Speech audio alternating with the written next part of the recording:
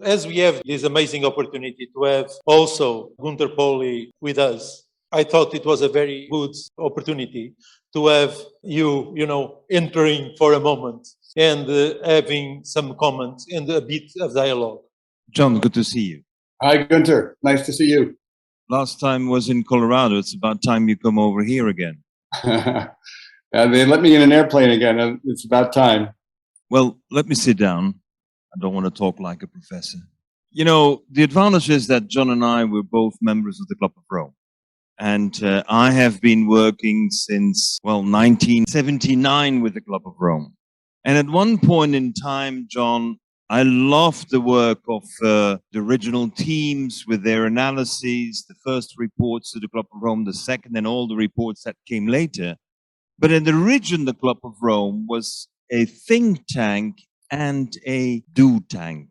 So the Club of Rome was in the very beginning a center of action in geopolitics, action in business development, action in investments, action in so many projects that it was really a hotbed of initiatives. And at the same time, it was this producer of report after report, where I would like to remind the audience that probably the most important report that I have read from the Club of Rome was the report called No Limits to Learning. It was an amazing report, which was headed by Mahdi El-Manjra, the Moroccan really visionary Jim Botkin, who at the time was at Harvard University, and a very strange Romanian ambassador who was also involved. But what I think is important is the following. As we have gone on, Club of Rome and many other institutes, I have come to the conclusion about 15 years ago, at about the same time as Hunter Lovins started to have her doubts as well. And we had good discussions with Hunter Lovins, also a member of the Club of Rome. And I would like to summarize it with two words: analysis, paralysis. We're paralyzed because we got so much to analyze and so much to do, we don't get any more to the action. And this is a very important thing because business needs to pass on to action. Business cannot satisfy itself as a Club of Rome or as any other non-value generating cash institution. It cannot permit itself to only do the analysis. It cannot permit itself to go to paralysis. And therefore, what I think is very important is what are the new frameworks that allow us to progress to action. And John, you're making a very important contribution in that line. I mean, your institute is really helping us to see how we can get to that regenerative. The regenerative has to be our central word. Now, I would like to just make a few observations. And one of them I would like to add, John, in the kind of work that we're doing. Let me summarize that when I wrote my report to the Club of Rome in 2009, I proposed that 100 technologies would really turn the planet around. Today, I'm at 204 technologies. The world is creative, innovative, and always finding new things. But some of these innovations, Antonio, they need 20 years to come to fruition. That means I need in the finance world what I call legacy investors. Investors who see the legacy. I'll give you a concrete example. In 1993, we analyzed the paper market and realized that with the growth of paper demand in China, particularly for packaging, as is the case today more than ever before, we were going to put enormous stress on water resources in China because producing paper means having water. So in 1994, we launched the challenge, would it be possible to make paper without water? Now, of course, you don't ask that question to the paper industry because anyone who knows anything about paper says, you're nuts. It's the way it's been done all the time. It took us 1 year to get the prototype of paper in place, but it took us 17 years to make the machines that were able to crunch out 240,000 tons per plant. Now, how many investors do we have today that for a game-changing product and process, whereby we're able to use waste from the mines, the dust from the mines, that is causing asthma. How can we find the investors that hang in for 18 years? I wish you good luck. Out of all the impact funds that I have last 2 years searched through, 4 out of the more than 500 we found would be willing to consider the file. Consider the file. So what I'm saying, John, if we really want to go for a regenerative economy, we're in need of a very unique new investor class. And it's not called impact investing. It's called legacy investing. And who are my legacy investors? Because I have funded several of our projects over all these years, and they're family offices. So we need to sit down with family offices, not the VC guys, not the impact fund guys, not even the Rothschilds and none of those. You need to sit down with family offices. And my experience is that the family office, particularly when they're in a generation change, when the grandfather is ready to hand over to this extraordinary granddaughter, he's willing to give her 5% right away to start playing with. And what is she going to do when she's 25? She's going to make investments where she thinks that when she's 50, she has made a difference in the world. And I think the concept of the legacy investor is one very important one. And the second one that I would just like for the debate to add here is the absolute necessity to go beyond discounted cash flow analysis. You know, I have gone as far in my organization, when we analyze investments, it is prohibited to come with an Excel spreadsheet. You go with an Excel spreadsheet, you're out. I'm not considering it. Why? Because you're in a self-fulfilling prophecy. You play a little bit, you know, you can even download them all from the internet. I don't want to see an Excel spreadsheet. I don't want to see a discounted cash flow analysis. And I go back, John, to what probably you learned in your first moments with the Club of Rome as well, J. Forrester's modeling. The systems modeling developed at MIT, downloadable free of charge on the internet today. And that modeling is what allows me to see a few parameters. One, my impact, as you're describing, John, so eloquently, my impact on my whole environment. How am I having an impact if I'm in paper making? How can I improve mining? How can I improve health? How I can improve water? I need to see the chain. I need to know what is the domino effect that I didn't know I was having, so that you don't have the unintended consequences.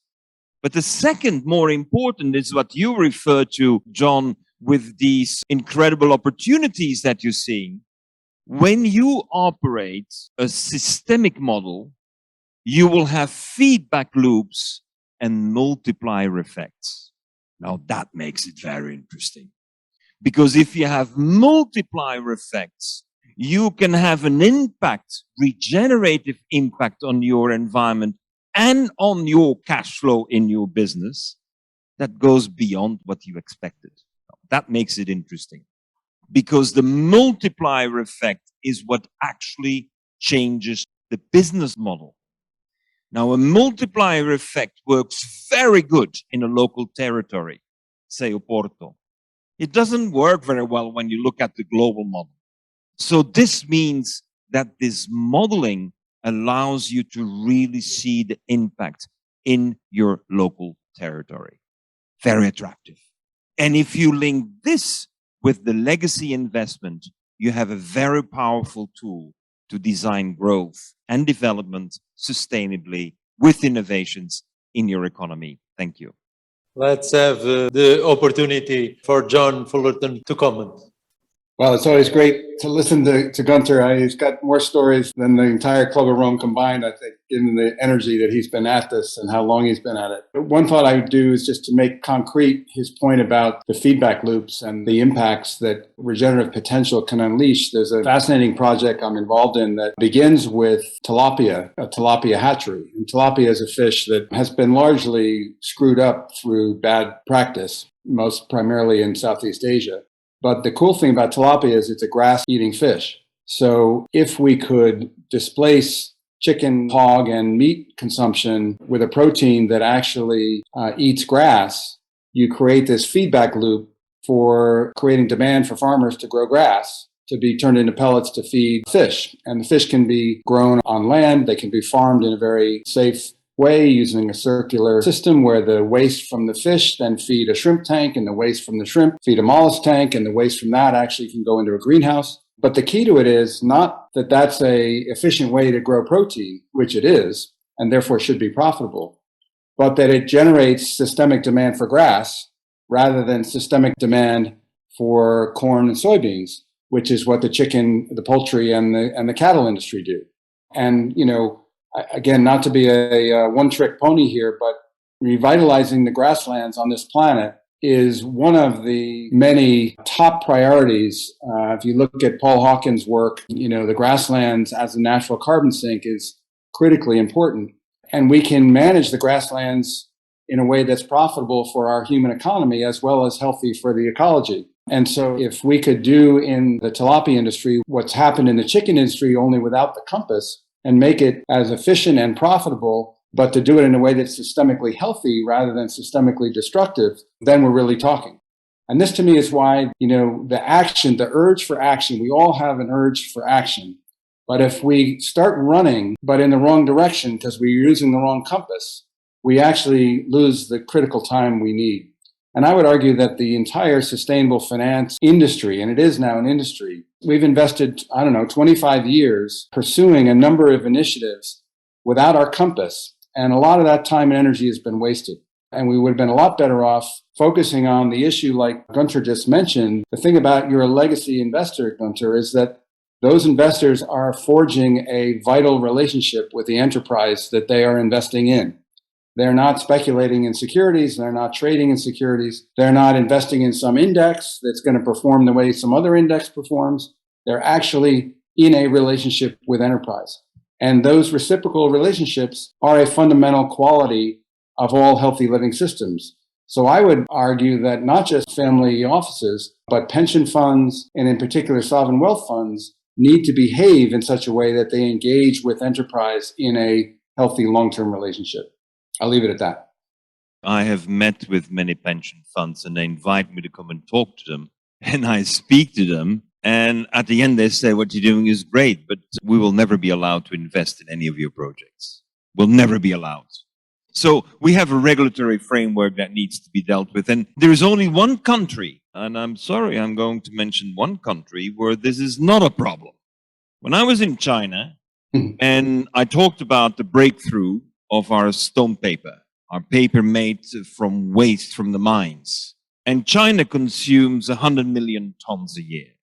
Immediately, the deputy minister made a calculation about the water. And he said, oh, if that's the case, we shouldn't have built the Three Gorges Dam. And he immediately said, but that's built. But it means we don't have to build the next one. And we've just scrapped a $18 billion investment project. So how much was the first million tons that you needed? I said, 1 billion. I said, oh, that's a great deal. And 1 billion was allocated. Now, how often do you raise 1 billion in one meeting? I mean, it doesn't happen every day, huh? So what is happening is that we have one country where we can say what we want about the country. But the fact that we're taking dust out of the air, reducing asthma risks, cleaning up the errors of the past, and generating paper that can be recycled forever, the Chinese say, let's invest, period. Why? Because it's directly contributing to the health of the nation and the restoration of the nation, and it's building up a new paper industry. I would like to leave you with a guess. What's the second country that decided now to put up 8 plants of stone paper? 8. Not Taiwan. Not Taiwan. Morocco. They have a king with a vision. Period. The king listens to this. He sees that their biggest export is OCP's phosphates. He sees the mountains that they're creating with all the dust. He sees that his fruit and vegetable business exporting to Europe has to import 400,000 tons of cardboard from Europe to package it. So what do you think is the size of the first plant in Morocco? 400,000 tons. Let's get rid of the import of water, because Morocco doesn't consider the import of cardboard, but the import of water. And they eradicate the water from the equation. They transform their resource that is worth nothing in something. And here we go for a regenerative economy. But the blunt decision is made by one person.